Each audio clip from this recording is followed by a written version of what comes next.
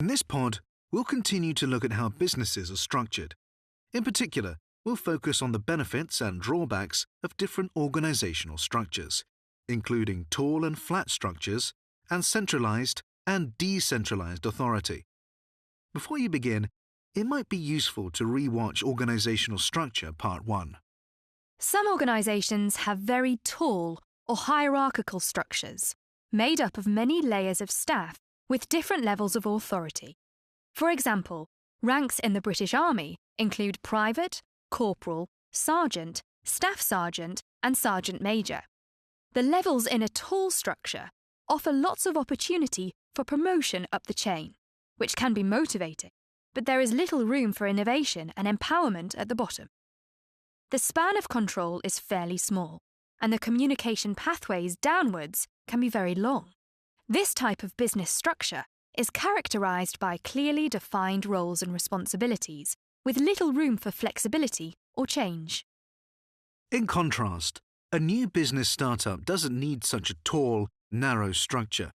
There will be fewer employees who will all have a large part to play in the initial success of the business. This type of structure thrives on innovation, change, and creativity, and is known as a horizontal or flat structure. There aren't many levels of hierarchy, and the span of control is much larger. In a flat structure, decisions can be made much more quickly, and communication is more efficient. Fewer levels of hierarchy mean that communication pathways are shorter, so there is less room for misunderstanding. However, confusion over roles and responsibilities may arise, leading to a lack of organisation and focus on tasks.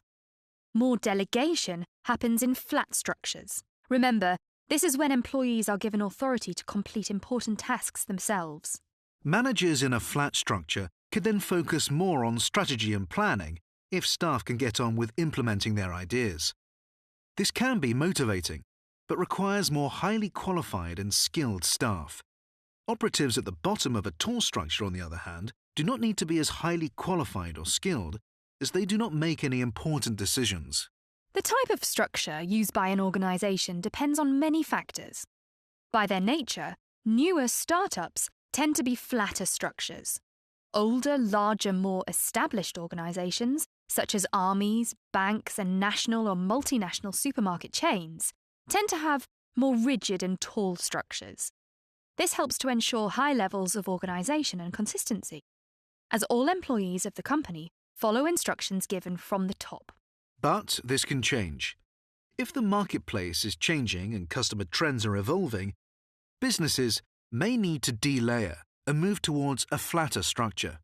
Delayering means reducing the number of levels of hierarchy within the business, leading to shorter communication pathways and a wider span of control. Delayering can improve communication and speed up decision-making, helping a business to keep pace with changing customer needs.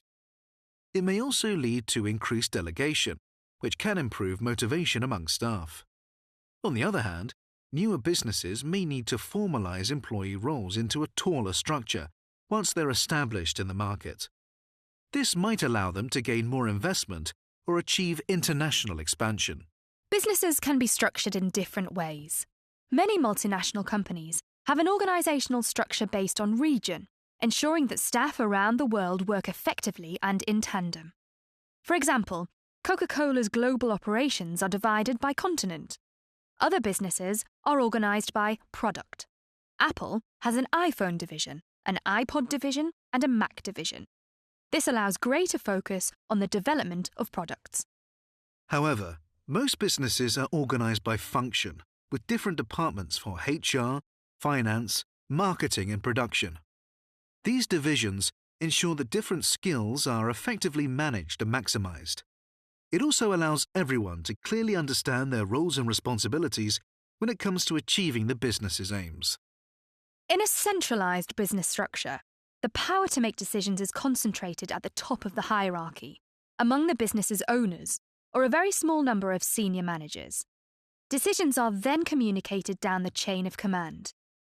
This is effective for ensuring consistency and coordination within the organisation. However, long communication pathways can reduce efficiency and leave little room for creativity or innovation. This can impact the motivation of employees who feel they lack freedom and independence. In decentralized structures, there is far more delegation. Power is more widely dispersed throughout the organization among a larger number of managers, who have more freedom and independence to make decisions and implement new policies. This is good for innovation and employee morale, but may mean a lack of coordination and consistency. This structure may not be as effective in times of crisis, when decisions need to be made quickly and decisively.